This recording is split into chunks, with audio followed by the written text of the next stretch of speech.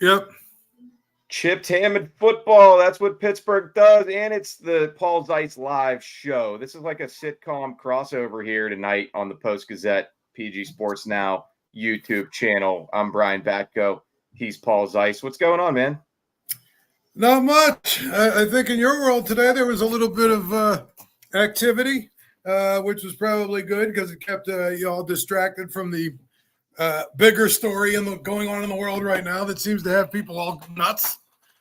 Yeah, I mean, it was a busy trade deadline day for the Steelers, which is why we're going live right now to talk about it. Acquisitions of Mike Williams and Preston Smith, wide receiver and edge rusher, respectively. My show is always brought to you by Pella. There's no better place to get new windows and doors installed in your home than Pella.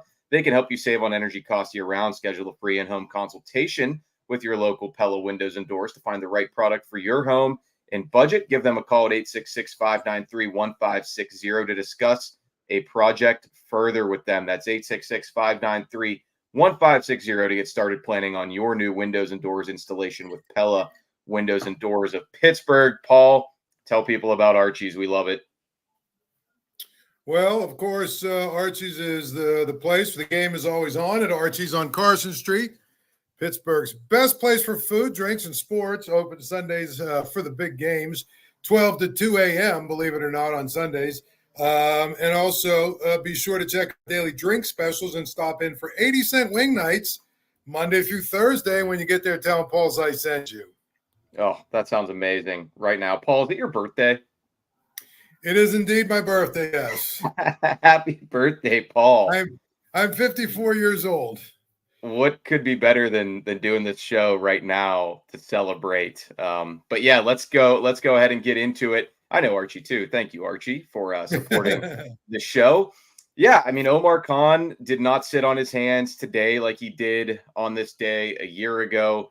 Goes out, trades a 5th-round pick for Jets wide receiver Mike Williams, guy with a lot of pedigree, 7th overall pick. And I believe it was the 2017 draft, if I'm not mistaken. And then guess about an hour or so later, trades a 7th-round pick for Packers. Let's call him an edge defender, Preston Smith. He was a DN there. He'll play outside linebacker here, changing defensive schemes. Another veteran whom the Steelers have played against over the years. So we've already got one comment from Corey here on the stream saying he's not sure the Steelers got any bet, or she. Corey could be a she as well. They're not sure the Steelers got any better. What do you think, Paul? Did the acquisitions of Mike Williams and Preston Smith move the meter much for you? A couple 30-plus-year-old veterans who've been around the league and are kind of your classic rental types at the trade deadline? I mean, I think they got better just from the standpoint of they got deeper. I mean, they got a little more depth. Regardless of what you think of their players, I think they got deeper. Mike Williams is interesting, Brian. I mean, obviously, he's a guy coming off an ACL. I don't know that he's fully 100% ever really gotten back to where he was at in terms of his speed and his ability to run clearly. But, I mean, he's a big guy. He's a big, tall receiver. He gives them a target. There's the theory that goes around already that, hey, being able to, play with Russell Wilson and the Steelers and going from a bad situation to a good situation, could revive him. We've seen that happen before. I don't know if that is going to make a big difference given his physical limitations at some point. But, again, I think he helps them on some level. And then, obviously Preston Smith, to me, I mean, he's a guy who gives them depth at a position where, let's face it, Highsmith, Herbig, and, Watt over the last couple of years have all gotten hurt at different times. I mean, it's a position that you get banged up. There's a lot of, violent contact that comes with playing that position. So adding another guy to the mix is more of an insurance probably than anything else. But you know what? If it enables you to take a little bit of the pressure off of TJ Watt, if it enables you to be able to, give him a couple of extra plays here and there so that he's fresher at the end of the game, yeah, it makes you better. I mean, the question isn't did they get better, Brian? It's how much did they get better? And that's probably the larger question. I mean, I still don't know that they are, one of the top two teams in the AFC, but I don't know. I mean, I think they're at a place where they're probably knocking on the door of that. I just love, can we just take a step back to appreciate? I love that we're even doing this on NFL trade deadline day. It didn't used to be this way, right, Paul? I mean, for years, there was usually like one or two trades and low level ones at that. I mean, this league for a long time didn't really operate the same way. Major League Baseball, there's always a flurry of transactions. NBA trade deadline day is always crazy. NHL teams are dumping guys left and right. Normally, the NFL was not like this. And, over the last several years, I would say business has picked up on this day every season. And, even more so, I think this year, due at least in part to moving the deadline back a week than they had previously, which I thought made all the sense in the world. I mean, for teams to try to decide, 6 or 7 games in sometimes where they were going, what the direction of the franchise was, and thus what they should do at the deadline didn't really make a lot of sense, especially in the NFL where parity is always a big piece of it. And, a bounce here or there can be the difference between being 1 or 2 games above 500 or under it. And the Steelers were the team that brought that proposal to the table over the offseason, I believe. And now they take advantage of their own proposed rule change by making a couple of these moves here at 6-2. And yeah, Paul, that's a good point. The Bills pushed some chips in the middle when they brought in Amari Cooper. We know the Chiefs did that with DeAndre Hopkins, already paying dividends. If you watched Monday Night Football yesterday against the Bucs, the Ravens going with Deontay Johnson, and then they picked up a late ad in Tre'Davious White, former Pro Bowl level cornerback from the Bills, but another guy who, like Mike Williams, has dealt with a ton of injuries. So yeah, you're seeing teams, make these moves. The Bengals have traded for a running back from the Bears today. The Commanders, who the Steelers are going to see on Sunday, bringing in a cornerback. So you're seeing a lot of teams say, hey, we got to at least do something. And while I don't know that these moves all of a sudden are some sort of signal that the Steelers believe that their Super Bowl window is open or anything like that, it's not as bleak as things would have appeared going into this season. After the way last season ended in Buffalo. So I do give Omar Khan credit for a little bit of a jolt here. 5th and 7th round picks aren't going to bring back much, but at least they got some experienced players who anything they can add can potentially help you in the second half of the season when the schedule gets really difficult against a bunch of other teams that brought in reinforcements as well. Well, I think that's the key that you just said right there. A whole lot of other teams tried to go get better as well. It's not like the Steelers are the only teams that did. And I think that, to my point, it is really kind of interesting to see that they decided to target 2 areas that we've talked about for 3 or 4 weeks. I know on these shows, Brian, we've talked about it for, Adam and I think you and I have done a show or two. Steelers trading for a wide receiver has been going on for half a year at this point, more than half a year at this point. But I was also talking about getting some fortification for the front seven, for the defensive front, because I feel like they didn't have enough depth there. So I've said this before, and then I'll get your opinion on it. The Ravens have maybe the most dynamic player in the game in Lamar Jackson, and at times they look scary good. I mean, I know they have some really bad letdowns, but for the most part, if they play really well, they're very, very good. The Bills Henry might be the best running back in football too. Yes. At this point. The Bills, when they play really well, they're really scary, especially if Josh Allen's playing at a high level. And even though they seem to find a way to be just kind of more resourceful than actually good right now, if you have Patrick Mahomes, you have got Patrick Mahomes and nobody else does. And so, of course, you look at those 3 teams and you say, those are the 3 teams that the Steelers probably right now, if you look at, because I think the Texans are, they've had a couple of key injuries. I just think they're maybe last year was a little bit of a mirage as to how good they are. The Chargers and the Broncos are just kind of by default teams going to be in the playoffs because there's really nobody else. Maybe the Bengals sneak in, I don't know. But my point is those are the 3 teams you're really measuring yourself against, right?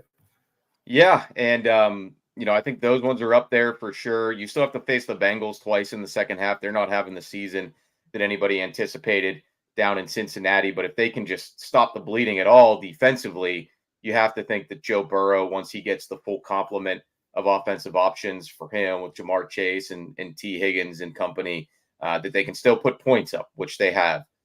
So that's, they loom as well, even though they haven't been as good as expected. So, yeah, the AFC playoff picture is coming into focus. There aren't as many combatants, I think, as there have been in recent years, which broke the Steelers' way, and probably yet another reason why might as well throw a couple darts out there if you're Omar Khan. I'd say that's what Mike Williams is at this point in his career. We're getting some questions here from folks.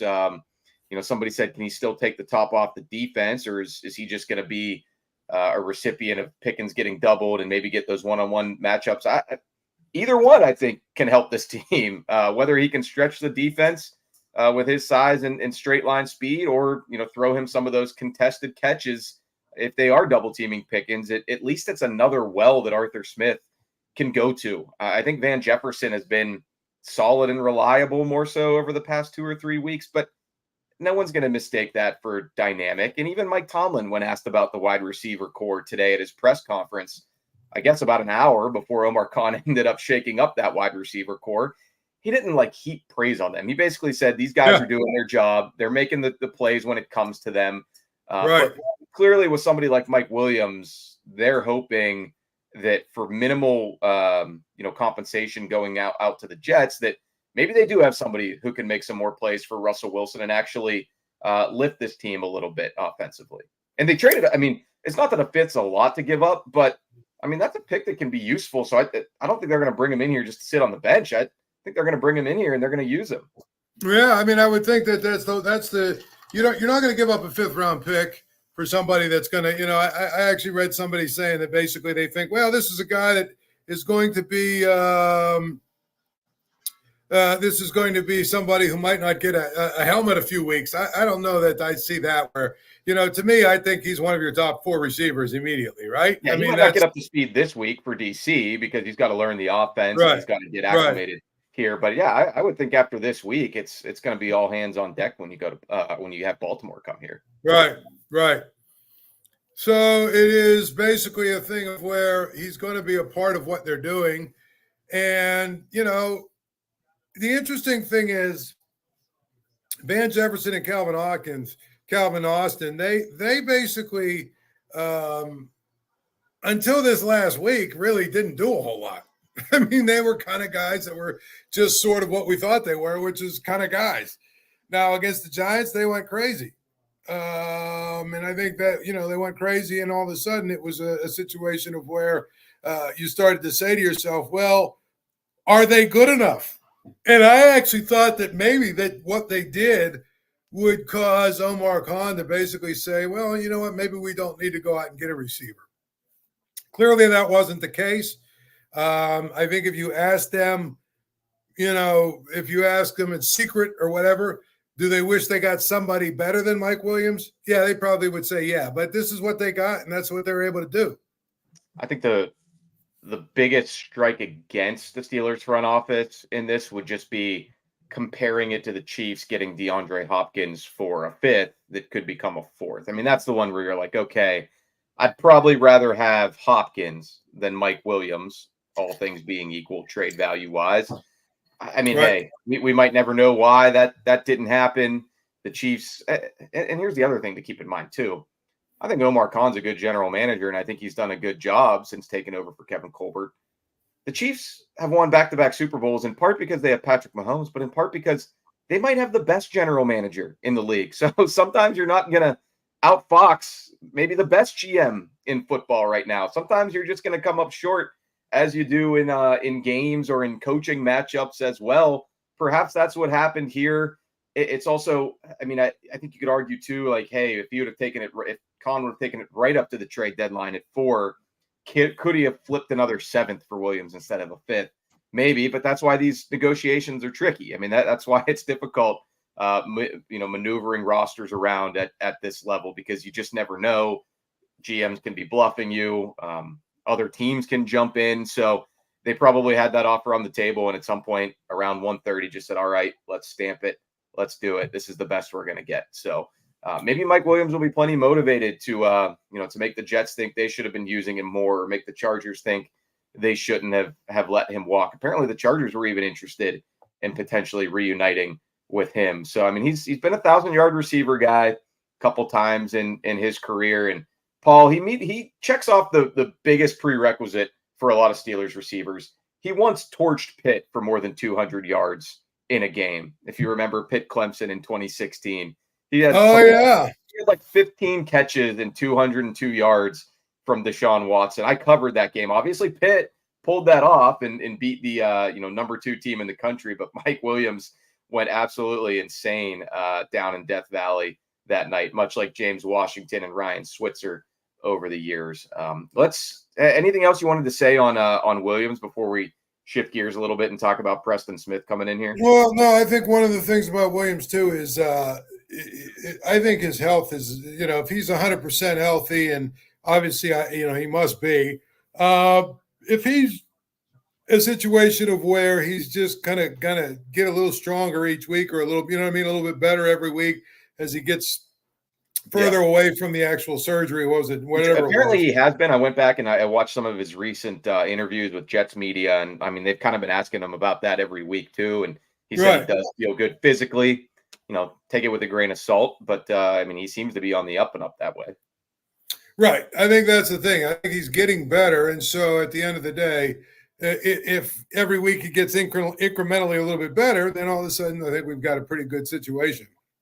Yeah, just another guy to potentially win some one-on-one matchups, make defenses respect the Russell Wilson deep ball that has been clicking through his 2 starts. And, that could be a useful pickup for the Steelers. Before we talk about Preston Smith, we had a comment here in the chat from John, who asked if the Steelers put in a claim for Quentin Jefferson, defensive tackle released by the Browns. They would not have to. He's not subject to waivers, John. He's a vested veteran out of Woodland Hills High School back in the day. But he's only played 5 games this year. I don't think he's played lately. I'm not sure how much he has left in the tank. But, yeah, I mean, he's a street free agent now if the Steelers want to go sign him as a feel-good story to bring in another body on the D-line. Okay, Preston Smith, sort of a D lineman, more so an outside linebacker in the Steelers scheme. Wasn't really on my radar, I'll be honest. I thought the Steelers could potentially acquire another edge rusher because of what you said at the top there, Paul. Clearly they weren't very comfortable if they'd have to play Jeremiah Moon a lot of snaps, let alone Ade Ogundeji or Eki Leota on the practice squad. So, yeah, clearly they wanted to get another NFL caliber guy in here just to be safe and sure. Kind of like in the Marcus Golden vein from last year. So he is a bigger, but I mean, 6'5", like 260. He's always been one of the bigger outside linebackers over the years. He used to be a bookend with Zadarius Smith up there in Green Bay. So, I mean, he's never had big numbers. He's probably not going to come screaming off the edge and wreaking havoc, but I think he can set the edge against the run game. And there are going to be some matchups here in the second half of the season. Browns, Ravens, Eagles, where you're going to need somebody who can maybe hold up a little bit better in the run game than Nick Herbig can. Well, and I think that's the thing about Nick Herbig is that you have a guy who is, there are some people that we're talking about maybe wanting to have him, hey, maybe we can get rid of and trade Alex Highsmith because, Herbig is, my thing has always been, hold up. He's a one-trick pony in many, many ways. And he's very good at getting to the quarterback, but Alex Highsmith is a better, all-around linebacker. And I think that's the biggest thing that you have here is you have a guy, too, that can get to the passer, but also if you want to keep him out there in other situations, you have a chance to also be able to use him that way as well. Yeah, and that's part of it. It also does guard against those injuries. I mean, Alex Highsmith with the soft tissue, knock on wood, he won't miss any more time. But, I mean, you do have to be careful with that. Nick Herbig, I don't know if he's going to be back yet this week. Preston Smith probably could. I think I'd give him a better chance of suiting up Sunday in Washington, because that position, I mean, yes, you need to know the defense, but also you're kind of you're kind of alone on an island a lot of times rushing the passer. And, TJ Watt, you hope he can stay healthy as well. So, but if he doesn't, you've got another guy who's been there and done that in the NFL in Smith. And yeah, I mean, a 7th round pick, you give those up for basically anybody at this point. And I think the Packers were just moving on from one of their older players and somebody who didn't quite fit their defense as well after switching out coordinators this offseason. They brought Jeff Hafley, former Pitt assistant, up there. And I think he runs a little bit of a different attacking front that maybe Preston Smith wasn't as much of a match for. Right. I mean, I think that's the thing that, it's always with guys like him, it's always about fit in the defense, I think. There's certain defenses a guy like him is going to fit. They'll fit really well. There's others that they're looking for something different from that sort of position. So, I think some people say, well, why would they trade this guy or trade that guy? I mean, I feel like it comes down to, they feel like they have other guys that are better suited, to play that position for them. Maybe they have a younger guy that's better suited for that position, or, he maybe just doesn't fit. So I don't know that I would read too much into it, other than, the Packers made him available. And of course, there probably wasn't that many takers because the Steelers were able to get him really cheap. Yeah, that was just a weird one that people sort of blinked at, because, I mean, the Packers are also contenders this year. But I mean, yeah, they clearly going in a different direction there. And, that's not a team that I would have scoured their roster to look for options, because they do have a chance to make the NFC playoffs, if not win the NFC North. So Steelers get a guy from a winning team there. They get a guy from a dysfunctional team in Mike Williams coming over from the Jets. They did not address the D-line or offensive tackle, Paul. And I mean, there's only so many, future draft assets that you're going to try to flip at the deadline. I mean, maybe they called about some other guys and offered more 7th rounders. I saw the Ravens traded a 2027 pick, I think. I'm like, what is the cap into the future that you can deal away these picks? I don't even know. I'd have to look that up. But do you think the Steelers erred at all in not shoring up any of those other positions where the depth is thinning out, or in the case of tackle, where Broderick Jones is struggling, to put it mildly, halfway through the year? Well, I would have said pretty much, and I've said it many times, I thought they should go and get a defensive lineman for depth reasons. And really, as an insurance policy, Cam Heyward's not a spring chicken. And I thought that defensive line, probably they could use one more player in that situation. I don't know what to think about tackle anymore, Brian. I mean, either they're really bad at getting tackles, or they're crazy good at it, and we just don't understand it. But they've used a lot of capital and a lot of to try and bolster their tackle position, and that includes trading up to get Broderick Jones. And I think that if you go out and get somebody now, I mean, I don't know, what message are you sending? That's to me, honestly, their best chance of being good at that position is if Broderick Jones figures it out. Yeah, I'm with you. We're going to stay live here for another 5 to 10 minutes on the Post-Gazette YouTube page. Brian Batko and Paul Zeise. Also want to bring you a message from Goldberg, Persky, and White. If you were diagnosed with mesothelioma or lung cancer, call your local attorneys at Goldberg, Persky, and White. For more than 40 years, their firm has represented thousands of lung cancer and mesothelioma victims. Call 1-800-COMPLEX, or you can visit gpwlaw.com for a free consultation. I'm pretty much with you on that, Paul. I mean, as ugly as it's been at times for Jones, they kind of have to let him take his lumps to some degree. And if it gets really bad, I mean, you can look into some of the guys on the practice squad. Spencer Anderson has played a little bit of tackle at times. Calvin Anderson kind of got blown by like turnstile the other night when he stepped in for Dan Moore for one snap. I think you were sitting next to me in the press box. Like, you're like, who was that guy that just was in there? And they ran past him as if he wasn't even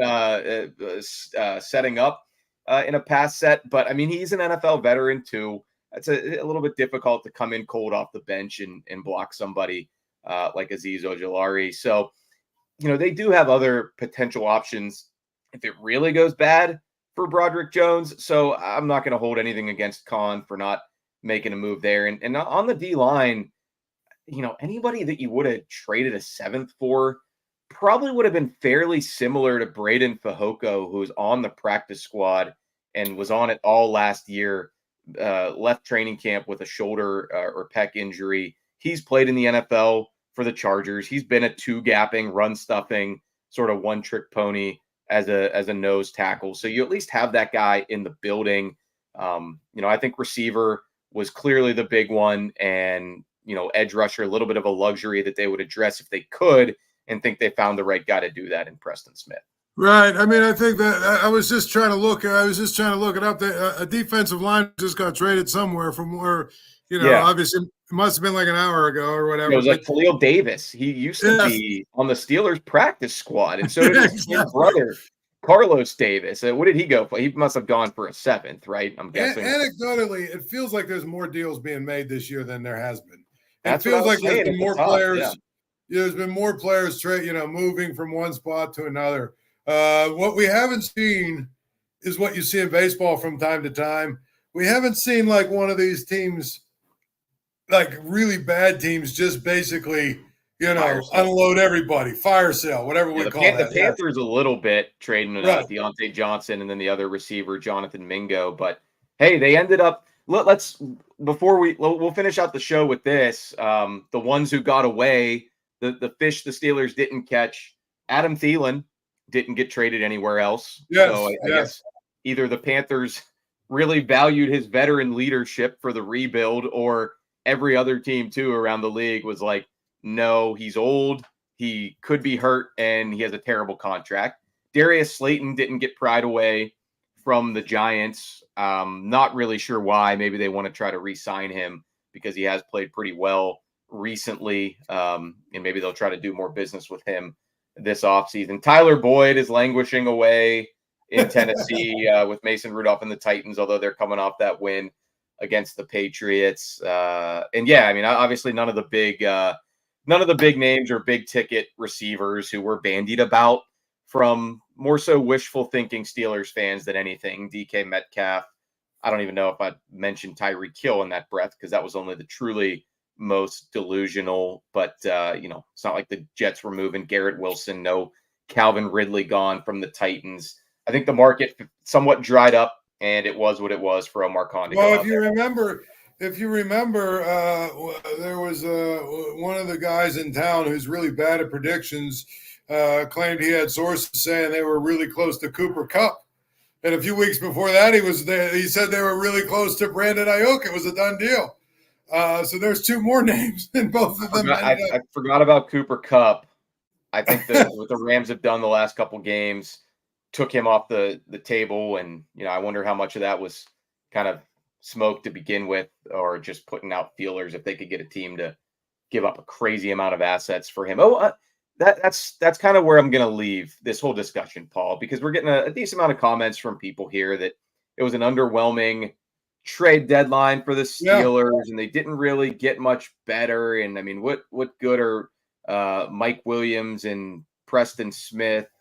It's not like Omar Khan was going to sacrifice premium draft picks. I mean, the Steelers as an organization, their philosophy is to build through the draft. And I think that's even more the case right now when, Russell Wilson's been good through 2 games, but we don't know exactly what this is going to turn out to be. We don't know where that's going to leave them in 2025 at the quarterback position. We don't know, how many other needs they're going to need to fill this offseason, that they're going to need foundational pieces. So I didn't ever anticipate there being a Minkah Fitzpatrick like trade from 2019 coming out of the Steelers front office this deadline.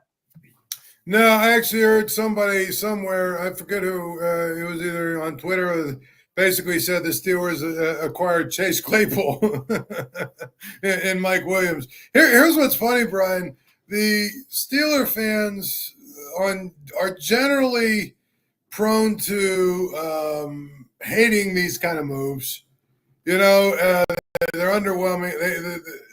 And the opposite is true about the Pirate fans.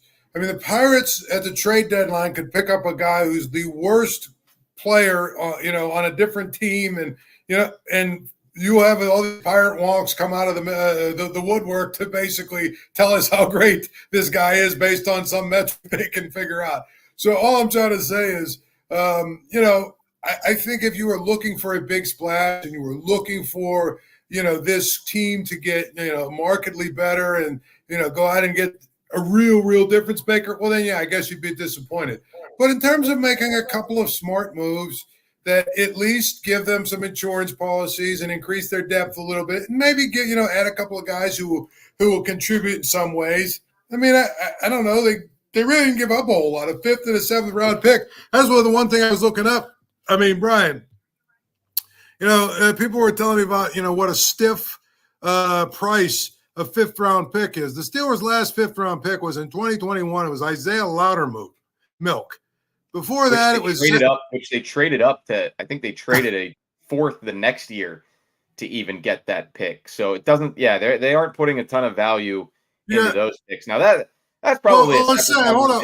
Yeah. So you got Zach Gentry before him, Marcus Allen before him, Brian Allen before him. Let's see, who else do we got here? 5th round pick, Jesse James before him. Shaquille Richardson and Wesley Johnson. I mean, it ain't exactly like they've found a bunch of diamonds in the rough in the 5th round. Well, they should start. I think that's a separate conversation that the Steelers should do better with their mid to late round picks, but we don't have time for all that. Yeah, but I'm pretty much with you that Omar Khan had to kind of thread that needle of owing it to a veteran-laden team from Russell Wilson to Cam Heyward to TJ Watt to Minkah Fitzpatrick, who have not had much playoff success, if any, in some of those cases, to at least try to better this group, try to elevate the talent level at a couple of key positions, but without mortgaging the future too much. He did that. I still don't know that I would put them in a class with the Chiefs and the Bills. I don't even know how many quarterbacks you can win the Super Bowl with right now in 2024. That number might be 3 or 4.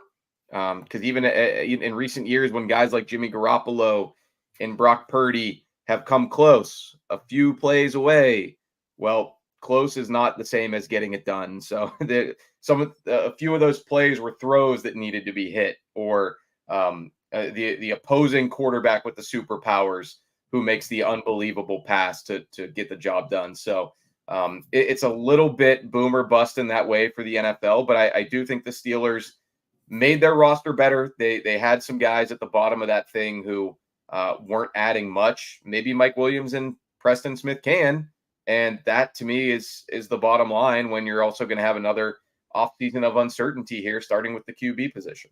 Yeah, I feel like they're going to probably do something with the quarterback position in terms of keeping one of these guys, if not both of them, around.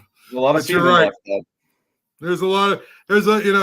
Probably the worst case scenario would be if Russell Wilson gets hurt and Justin Fields is just sort of mediocre as he fills in. Then you've got some real issues and questions about next year.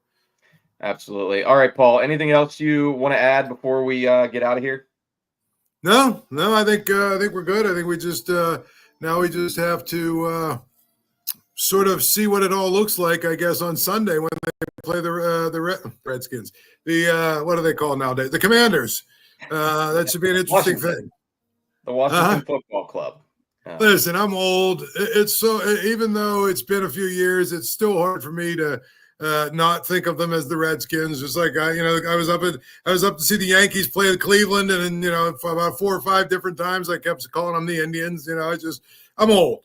So, but I keep trying, and so, but sometimes I forget. But they are the Commanders. And you're another year older today, Paul. Happy birthday! I am another year older today. That's Happy absolutely birthday true. To you again, sir. Thanks for hopping on with me, Paul, for this little crossover show. Paul Zeise Live, Chipped Ham and Football trade deadline special. Thought it went well. Appreciate everybody tapping into the stream as well. We appreciate you. Thanks for joining us. We'll be back with plenty more podcasts, articles, chats, mailbags throughout the rest of the week. Now that we've got couple new Steelers in the building. Hopefully we'll get a chance to lay eyes on those two guys tomorrow. Talk to Mike Williams and Preston Smith about coming here to Pittsburgh, and stay tuned for all that. He's Paul Zeise. I'm Brian Batko. Thanks again, everybody, for checking us out on the Post-Gazette YouTube channel. All right, we'll see you.